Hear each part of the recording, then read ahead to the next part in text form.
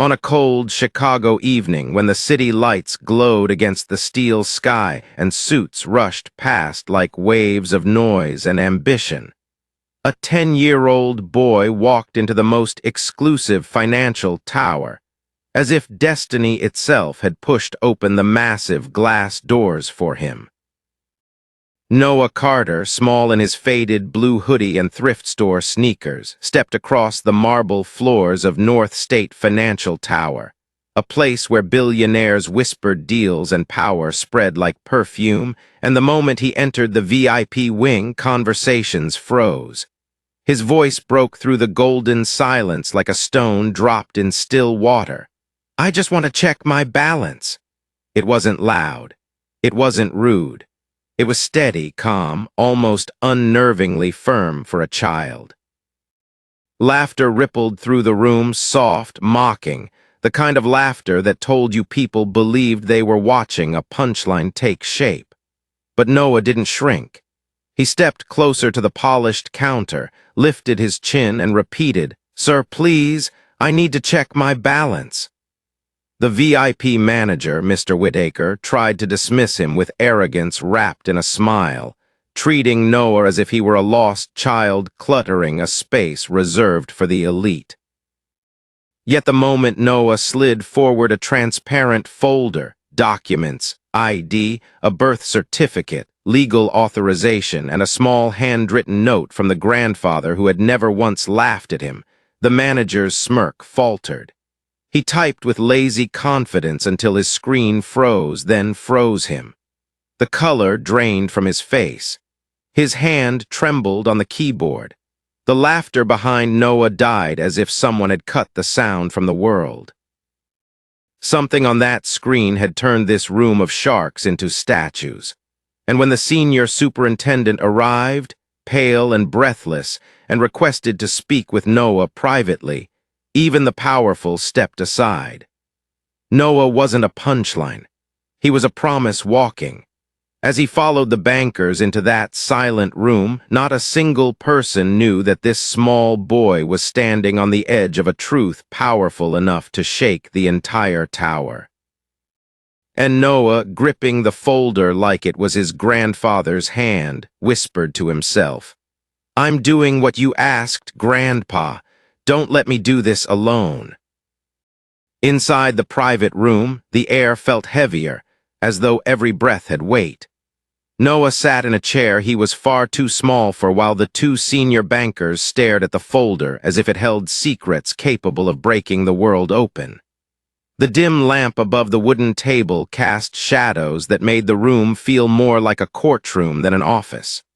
When the door clicked open again, a woman stepped in, composed, precise, and purposeful, introducing herself as Linda Graves, his grandfather's attorney.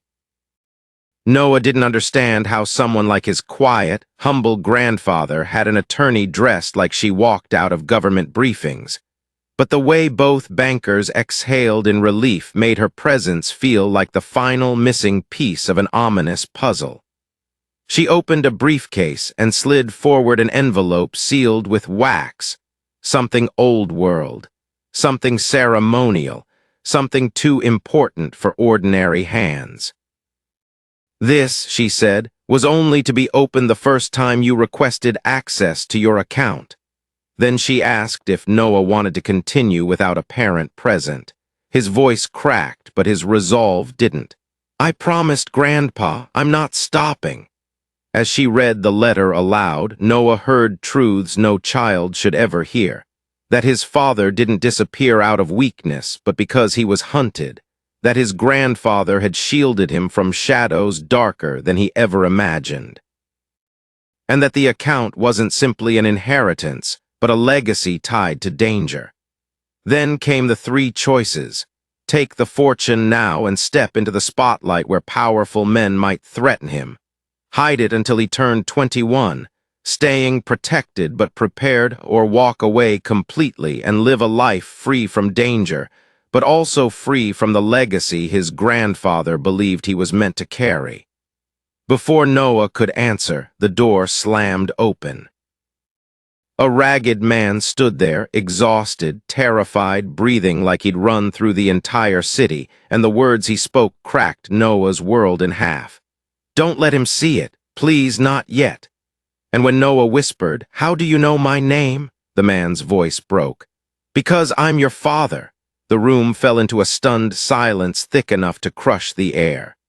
Noah's mother rushed in behind the man, her face streaked with tears, but Noah heard nothing except the echo of that impossible sentence.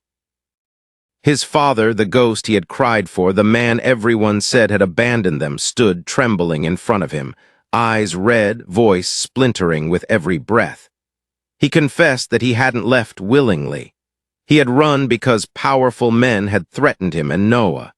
He had watched every street, every shadow, every corner for a decade trying to return, but each time he got close, someone followed.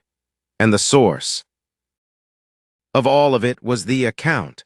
Noah's grandfather had stolen power from men who believed themselves untouchable and placed that power, those assets, that influence, into an account under Noah's name.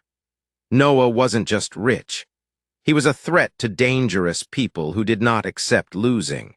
The loading screen on the bank monitor still flickered, a frozen bar glowing like a sealed fate waiting to break open. Noah stared at it, feeling fear crawl across his skin, but also something else awakening, a calm courage he didn't recognize.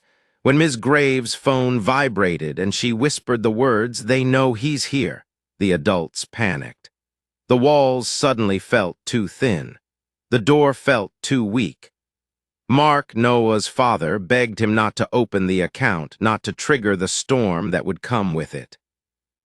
His mother cried silently, torn between wanting to protect him and knowing she couldn't stop destiny already unfolding. But Noah, remembering the handwritten note from his grandfather, remembering the promise he walked in with, wiped his eyes and whispered, "I don't want to run. I want to know the truth." His father shook, pleading gently, but Noah lifted his chin and repeated with a strength far beyond his age, "Grandpa trusted me. I trust him. No more secrets." And for the first time, the adults didn't see a 10-year-old boy. They saw the heir to a legacy built on purpose and danger, a child forced to make a decision heavier than most grown men ever face.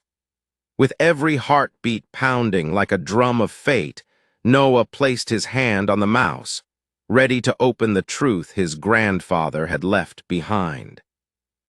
The adults moved into a protective formation around him, his father on one side, his mother on the other, and Ms. Graves standing behind him like a silent guardian. Noah took a deep breath that shivered through his chest, then clicked. The loading bar crept forward, slow at first, then accelerating until the screen exploded with data.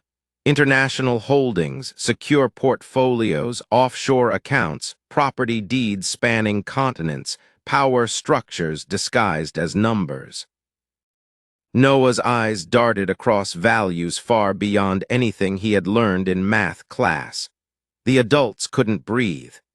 When the final total appeared, the room fell into a silence so sharp it felt like glass cracking. $482,428,000, nearly $500 million belonging to a 10-year-old boy wearing a hoodie stitched 3 times at the elbows.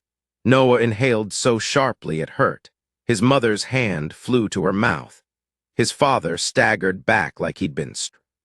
Even the banker whispered something close to a prayer. But Noah didn't faint. He didn't panic. He stared at the number and felt, strangely calm, as if the truth settled into him instead of crushing him. He remembered his grandfather's voice telling him that money tells a story, but the heart decides how it ends. Ms. Graves reminded him gently of the choices. Take control now and risk exposure and danger. Hide it until 21 and be protected while growing stronger. Or walk away completely and live a simple life untouched by the storms tied to this wealth. Noah looked around the room, at the mother who had carried fear alone, at the father who had lived in shadows for a decade, at the attorney who had shielded secrets, at the bankers who had transformed from mockery to reverence. And then he remembered something else. That morning in the park, he'd seen a girl with a torn notebook, alone, unnoticed, writing dreams she didn't think would ever matter. Noah straightened, wiping the last tear from his cheek. "I choose the second option," he said. "Lock the money until I'm 21. His parents exhaled in relief. Ms. Graves nodded. It was the safest choice, but Noah wasn't finished. He lifted his chin higher. "But I want some of it used now, not for me, for kids who don't have chances, kids everyone looks past." The room went still with a different kind of shock, pride. For a moment, the adults simply stared at him, not because they doubted what he said, but because of the purity behind it. Noah wasn't seduced by the number on the screen. He wasn't imagining cars, mansions, or fame. He was thinking of children like himself, kids who walked through life unnoticed, kids who believed they were born to lose because the world had shown them nothing else. His mother's eyes welled with pride. His father covered his mouth, stunned by the strength growing in a child he once feared he'd never see again. Even the bankers lowered their gazes in quiet respect. Ms. Graves, voice softening for the first time all night, asked, "How much would you like to donate?" Noah thought for a long moment, not about the exact amount, but about the impact. "Enough to change lives," he said, "but not enough to change mine." And with that, the next chapter of the Carter legacy took shape. Ms. Graves began laying out requirements to build a protected foundation, a legal entity that could operate safely while Noah's full inheritance rem. Shielded until adulthood, Noah didn't hesitate. "Name it after Grandpa," he whispered. "The Carter Foundation for kids who deserve tomorrow." As the paperwork unfolded, the tension that had filled the room earlier shifted into something softer, something almost hopeful. The storm around Noah still existed. Danger didn't disappear just because he made a noble choice. But he had taken control of the one thing fear couldn't touch, his heart. When his father pulled him into his first hug in years, the embrace wasn't just emotional, it was healing. His mother joined, forming a circle that felt like home finally stitched back together. Outside the private room, the entire bank had fallen into an unusual quiet. The laughter, arrogance, and dismissive whispers that had greeted Noah earlier were gone. When the glass doors opened, people stepped aside, not because of fear, but because something about this small boy commanded respect.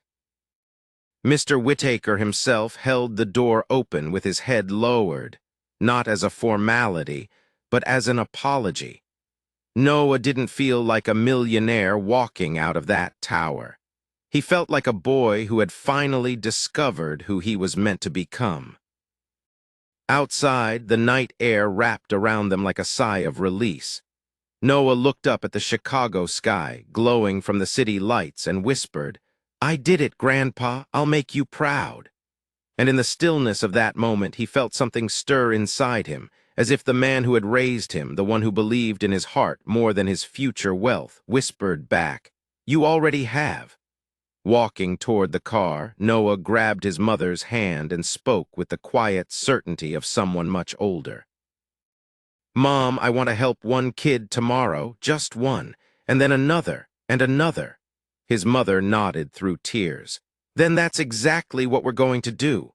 The world around them, the honking cars, the distant sirens, the city alive and unbothered, had no idea that a boy had just made a decision powerful enough to change thousands of lives in the future.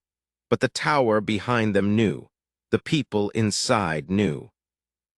And somewhere deep in the shadows of the city, the people who had once hunted Noah's father now felt a shift in the balance, a legacy returning to life. Noah climbed into the car, still holding the small golden key that had started this journey. A symbol of trust, a symbol of responsibility, a symbol of a legacy that wasn't about power but purpose. He understood now why his grandfather had guarded this secret so fiercely. It wasn't just money, it was leverage, it was protection. It was a weapon not to harm but to defend, and Noah intended to use it differently from the men who had once controlled it. Instead of domination, he chose compassion. Instead of fear, he chose growth. Instead of running, he chose standing not in the spotlight, but in the quiet strength of someone preparing for a future he hadn't asked for but had accepted with grace. And as the city rushed by outside the car window, Noah felt something he hadn't felt since his grandfather's death. Hope. Pure, steady, unwavering hope. The next morning, Noah woke with a clarity that surprised even him. The previous night hadn't faded like a dream. It sat sharp in his memory, every word, every truth, every revelation still echoing.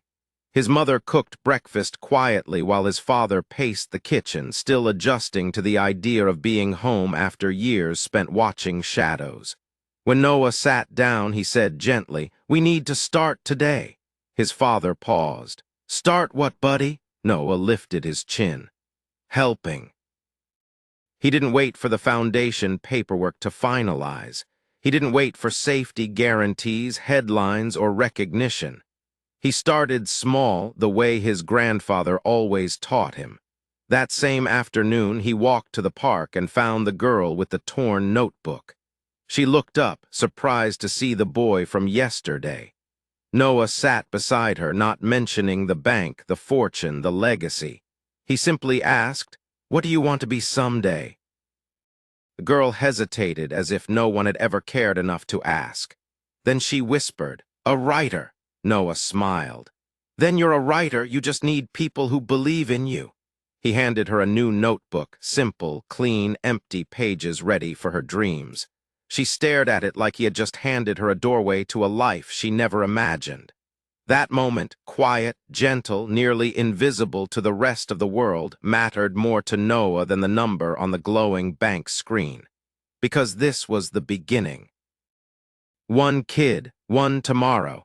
One small step into a future shaped not by fear or greed, but by compassion. His parents watched from a distance, realizing the truth. Noah wasn't just inheriting wealth, he was inheriting purpose. And while the shadows that once hunted his father still lurked somewhere in the unseen corners of the world, Noah's choice had shifted the landscape. Instead of waiting for the storm, he was building something strong.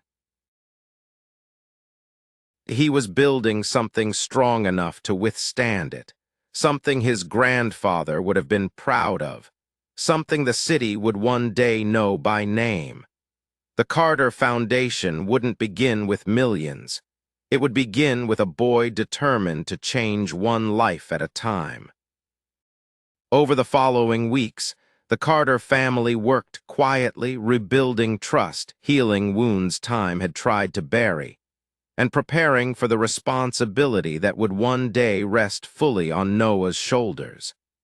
Ms. Graves moved swiftly, establishing the foundation with airtight legal protection, ensuring that no shadow from the past could twist Noah's mission into danger. His father remained cautious, always scanning their surroundings, but now he did it with hope instead of fear because he was no longer hiding in the dark. He was standing beside his son, ready to protect him and the legacy that Robert Carter had left behind. Noah attended school like any ordinary kid, but every afternoon he found someone new to help. A boy who needed lunch money, a girl who needed tutoring supplies, a teacher who needed classroom materials. Every act formed a thread in the tapestry of the mission his grandfather unknowingly began years ago. And though the world had no idea what the Carter name truly represented yet, Noah was shaping that truth day by day. When the official foundation launch date finally approached, reporters began stirring, whispers circulated in financial circles, and the dangerous men who once felt ownership of the legacy sensed its resurgence. But Noah stood at the heart of it all, steady, calm, and unshakably determined. He wasn't driven by wealth. He was driven by purpose. And when he stepped onto the small stage at the community center to announce the Carter Foundation, he didn't speak like a billionaire heir. He spoke like a child who believed deeply in tomorrow. "This isn't about money," he said. "This is about helping people who think no one sees them. My grandfather saw me, and because of him, I see them." Applause filled the room, not thunderous, but warm, heartfelt, genuine. When Noah walked off the stage, his father hugged him again. His mother wiped tears, and somewhere in the quiet corners of the city, the invisible war that once destroyed their family paused, because a child had turned a weapon of power into a tool for hope. Noah Carter's story didn't end with discovering a fortune. It began with discovering his purpose. And if you're listening to this right now, I want to ask you something. If Noah's courage touched your heart, drop the number 100 in the comments. Tell me where in the world you're watching from. And don't forget to share this story so more people can feel the power of choosing compassion over fear. Because sometimes, a single choice can shape 1,000 tomorrows.